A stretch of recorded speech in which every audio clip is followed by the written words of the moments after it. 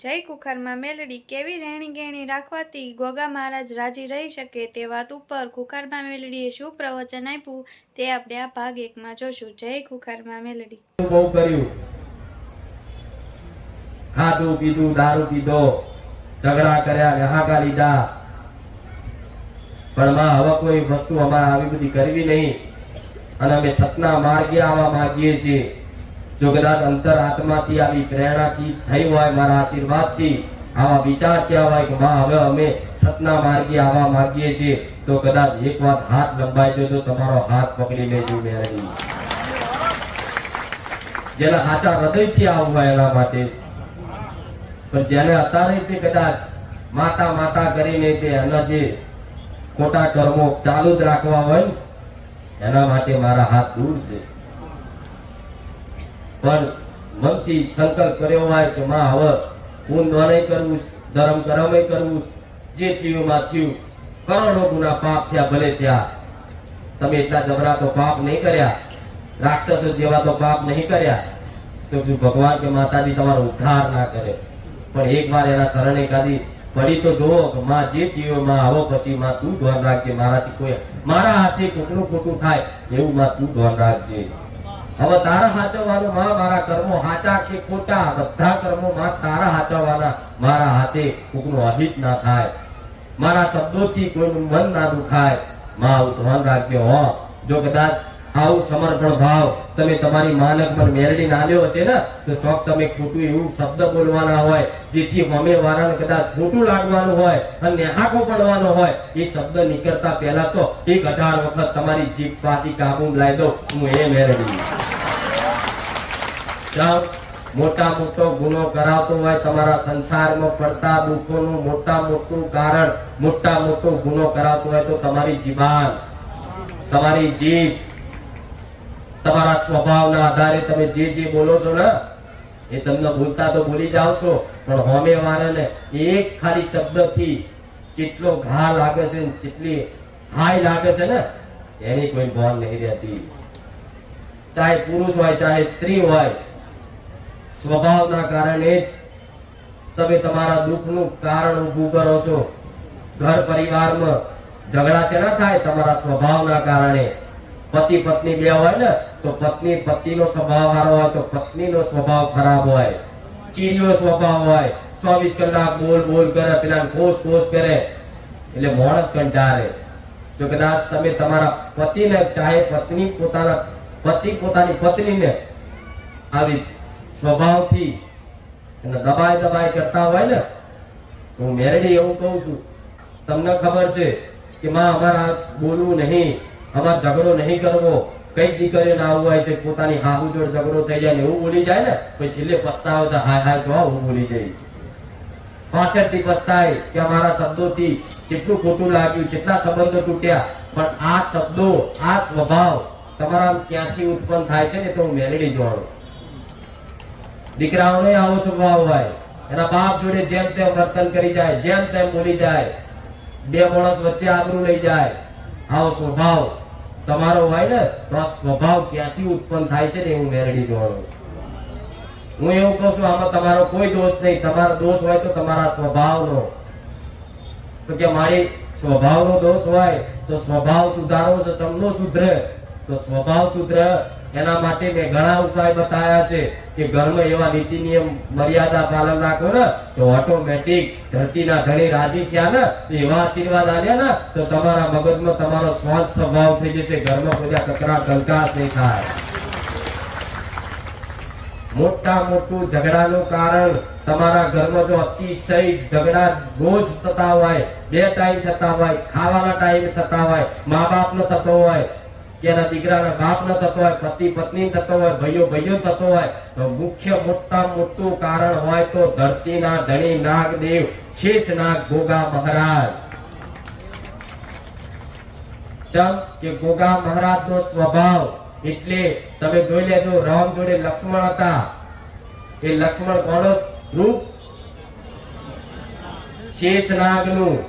કૃષ્ણ જોડે એના મોટા ભાઈ તરીકે બલરામ હતા, તો બલરામ કોનો અવતાર? શેષનાગ.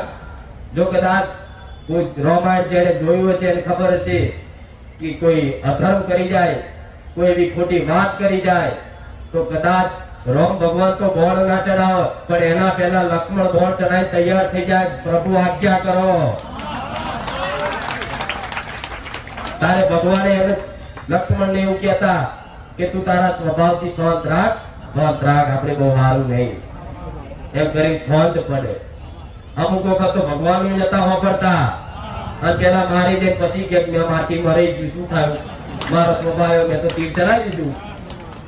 જોયું છે ને રામાયણમાં. તો આટલો ખતરનાક સ્વભાવ વાળા દેવ છે નાગદેવ. તમે એની જગ્યા પર રહો, બધાય રહો, આખી પૃથ્વી, બધા દરેક જીવ જંતુ, વનસ્પતિ, વૃક્ષ, ફૂલો, બધા મનુષ્ય જીવો બધાય એના ધરતી પર જ રહો છો ને. તો એની જગ્યા પર રહો છો ને, તેની ભૂમિ પર માંસ મટન ના ખવાય, એની ભૂમિ પર જેમ તેમ અભડછીટ ના નખાય. આવી રેણી કેણી મજબૂત કમ્પ્લીટ કદાચ ઘેર પાડી હોય ને 5-7 દાડાની, હું મેરડી એવું કહું છું, ધરતીનો ધણી ખાલી તમારી પર પ્રસન્ન રહ્યો ને, તમારા ઘરમાં કોઈ કકરાટ કંકાસ થવાય દો ને તો હું સોલંકી પેઢીની મેરડી નથી કહું. આ કઈ કેવા પરિવાર છે મારા સાનિધ્યમાં કે જેને આવા અનુભવ કર્યા કે માં તારા પારે આવવાથી અમારા ઘરમાં કકરાટ કંકાસ બંધ થઈ ગયા. કઈક સેવા, કઈક દીકરીઓ છે, કઈક દીકરાઓ છે, કોઈ કઈક વડીલો છે કે માં પેલા બહુ કકરાટ થતા, હવામાં બહુ ઓછું થઈ ગયું. એકાદ વાર મહિને કદાચ થાય એ સ્વાભાવિક વાત છે, અઠવાડિયે એક વાર થાય એ સ્વાભાવિક વાત છે. ચલો મોની લીધું થાય, અઠવાડિયે સંસાર છે, થાય ઝઘડા, તો રોજ થાય એનું કારણ બતાવું. નાગદેવ એની જેની 5-7 દાડાની કદાચ બહુ મજબૂરી હોય ને તો 5 દાડા, એનાથી વિશેષ મજબૂરી હોય, બહુ જ અતિશય મજબૂરી હોય તો છેલ્લે 3 દાડા પાડવું. દરેક દીકરીઓએ આવું કહું છું મેરડી. અને અમે કદાચ 3 દિવસ બહુ મજબૂરી હોય તો જ, અને કોઈ ઘરમાં બનાવનાર હોય અને પતિ કદાચ તમારું કયું માનતો હોય કે જાઓ કે આજે ખાવા બનાવ્યા નહીં, આજ હોટલમાંથી ખાઈ આવો, તો પતિને એવું કહું છું કે પુરુષોને એવું કહું છું, તમારી પત્ની સહકાર આપજો, હાર ભલે 2 દાડા હોટલમાં ખાઈ લઈશ, પણ આટલું કદાચ વધારે નહીં, પણ 6 મહિના વેચી લીધું ને તો ધરતીનો ધણી રાજી. પણ આજ મજબૂરીઓ આવે ને, એટલે મજબૂરીઓમાં કદાચ ગમે તેવા સંકલ્પ તોડી નાખે. કોઈ તમારા ઘેર મહેમાનને કદાચ એવું થાય, એવું ના હોય, ઘરમાં આવ્યા હોય ને તો શરમ આવે, હારું કહીશ તો મહેમાનને ખોટું લાગશે તો, અરે ખોટું લાગવું તો લાગવા દો. મહેમાન મોટો ગોગો મહારાજ, વડા ગોગો રાજી હશે ને તો 1000 મહેમાનો રોજ ઓટો મારવા આવશે તમારા ઘેર. કોઈ મહેમાન માંસ મટન ખાતા હોય, કદાચ તમારા કોઈ રિવાજ હોય, કઈક પેઢીઓમાં કઈક વસ્તીમાં આવા રિવાજ હોય છે કે બહારના મહેમાનો આવે એટલે અમારે બનાવીને ખવડાવવું પડે. હું એવું કહું છું, રિવાજ હોય કદાચ ખવડાવવાનું હોય ને તો એ મહેમાનને કહી દેજો કે રોમ રોમ આ નહીં થાય, તમારે ખોટું લાગવું તો ભલે, મારા ઘેર આવો તો ભલે. આવી મજબૂરીમાં કદાચ જેને પાલન રાખ્યું ને એને મારા મેરડીના કાયમ માટે આશીર્વાદ લે છે, માંગવાની જરૂર નથી. અને જો ધરતીના ધણી નાગદેવ રાજી થઈ ગયા તમારી રહેણી કેણી પવિત્રતાથી, તો હું મેરડી એવું કહું છું, તમારી માં સાક્ષાત તમારી જોડે વાતો કરતી ના થઈ જાય ને તો વડા હું સોલંકી પીઢીનું મેરડી ભરત મટી દઉં. દરેકને અનુભવ કરવું છે ને કે માતા ચંદની વાતો કરે, માતા ચંદની બોલે, માતા ચંદની જવાબ કરે. હું મેરડી એવું કહું છું, ખાલી ધરતીના ધણીને હાચવી લેજો. તમારી માં સપને રોજ રોજ આવી કદાચ માથે હાથ ના ફેરવા આવું તો હું મેરડી મટી જાઉં.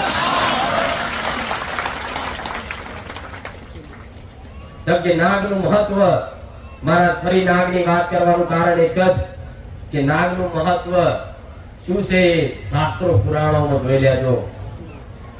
બધી જગ્યાએ નાગ હશે જ, બધા ભગવાનના માથે છે, શંકરના ગરમ છે, વિષ્ણુના માથે છે.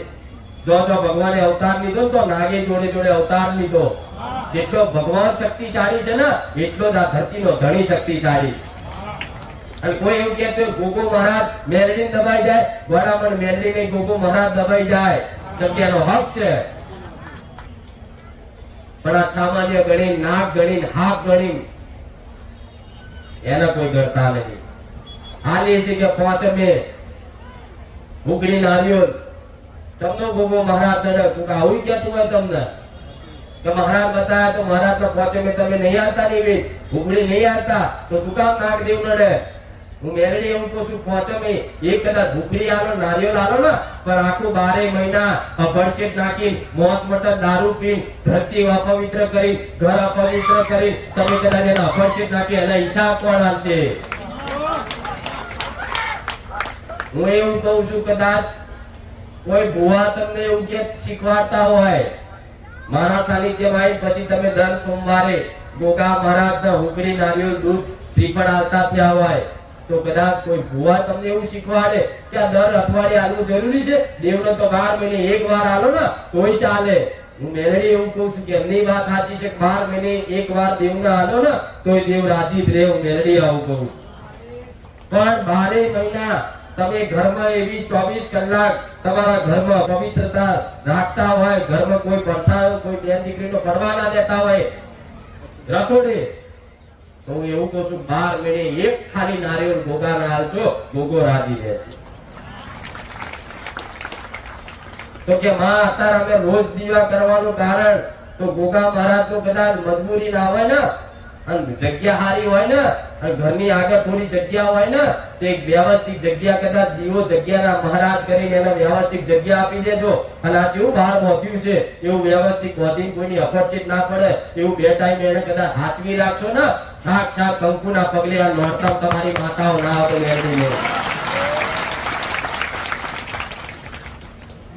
અને કે માં ગોગો નડે એનું અનુભવ છું. કયા એવા બાકી છે જેના નાક સપના નહીં આવે? 5% હશે, 100% માંથી 5% એવા હશે કે જેના નાક સપને નહીં આવે. 95% લોકોને નાક સપનામાં આવતો હોય તો નાક કઈ તમને આશીર્વાદ આલવા સપનામાં નહીં આવતો, આશીર્વાદ આલવા આવે. તમે એવી જેવી ભક્તિ કરી છે કે રોજ તમને 2-4 દાડે અઠવાડિયે 3 વાર 2 વાર તમને નાક સપનામાં આવીને દર્શન આલે તો કે મહારાજે દર્શન આલ્યા. હો દર્શન નહીં આલ્યા, તું ગુલામ છું એટલે બતાવે છે કે દીકરા તું મારા ગુલામ છું, દીકરી તું મારી ગુલામ છું, તું મને દંડ આલે તો હું લડું નહીં. એ તમારી માં આવતી હોય દર્શન, એ તમારી માના કહેવાથી મહારાજ આવતો હોય. ત્યાં નાગ આવ્યો, સપનામાં આવ્યો, અને જેને જેને દીકરીઓ જેને નાગ સપનામાં આવતો હશે ને એનો સ્વભાવ તો નાગ જેવો જ હશે. એનું બોલવાનું એવું હશે ને કે એની હાહુને એને મેર આવશે જ નહીં. પતિ પત્નીને મેર નહીં આવતો હોય, જેના નાગ દોષ હશે, જેના નાગ જે દીકરીને સપના મારે ઘડી આવતો હશે, એના 2 ઘર થશે, એના સંબંધ તૂટી જશે, એના સંબંધ ચોઈ નહીં રહે, એ સાચી હશે ને તો એ કદાચ એ ખોટી સાબિત થશે. આવું મેળવી કહું. કઈ દીકરીઓ એવી છે કે માં અમે બધાનું સારું વિચારીએ છીએ, બધાનું હું સારું કરવા દઉં છું બસ ઊંધું થઈ જાય છે. મારા બધાનું સારું વિચારું છું, મારી હાહુને સારું વિચારું, આટલી બધી હું સેવા કરું, કોઈ મને જસ નહીં આવતું. કે છે ને આવો સવાલ થાય છે, જસના માથે જૂતા મળે એવું કહેતા હોય. આટલું બધું કરીશું મને જસ આલ્યો. એ જસ ના આલવા પાછળ તમે જે કર્યું એની પાછળ તમને જસ નહીં મળતો તો સમજી લો તમને નાક નડ્યો છે. દરેક દીકરીને કહું છું નાક નડ્યો છે. નાક નડવાનું કારણ એ જ નાગને જેટલો પરસાવો પડે, નાગને જેટલી તકલીફ પડી હશે ને એ તમારા સાસરી ભોગવ્યા વગર છૂટકો નહીં. હું કોઈ ડર આવતી નહીં. મારી વાત જેને મોનવી હોય એ મોને, ના મોનવી હોય તો એક બેન હારા થાય. પણ 100% જે સત્ય છે એ જ કહું છું. અને અંધારા વાતો નહીં કરતી. તમારા બાપ દાદા હોય, તમે નાના હતા ને તારા બધું શીખવાડેલું તમારી નજર સામે જોયેલું છે કે કોઈ એવી દીકરીને કોઈ થાય એવું ના હોય ને તો એક જ જગ્યાએ બેહી રહેવાનું, કોઈ વસ્તુ અડવાની નહીં, વાહન નહીં અડવાના. જોયું છે ને? તો આ બધા ઘોડા નતા પેલાના ગઈ ગયા, એમને કોઈ માથા ચડતા હતા. આપની દીકરીઓ જેવા માથા ચડે છે, રોજ ગોળીઓ ખાવી પડે માથાની, એ માથા ચડતા હતા પેલાના. અત્યારની 80 વર્ષની ડોસી જોઈ લે ને તો યાર માથું કોઈ ગોળી નહીં ખાય. ચમ આવી રેણી કેણી પાડી ને એટલે 80 વર્ષ સુધી અત્યારે મજબૂત થયા કમ્પ્લેટ. હા તમે 50 માં તો ઓટા વળી ગયા. માં ઢેચર દુખદ, માં માથું હારું બહુ દુખદ, મારી પેટમાં 24 કલાક દુખાવો રહે. આ બધા કારણ રિપોર્ટ કઢાવવા કે મારી કશું આવતું નહીં. ડોક્ટર ગોળી આવે છે તો 4 દાડા હારું રે, પાછું દુખાવો ચાલુ. તે ડોક્ટર ના રિપોર્ટ માં ના આવે આ બધું, આ મારા રિપોર્ટ માં સેલ થાય.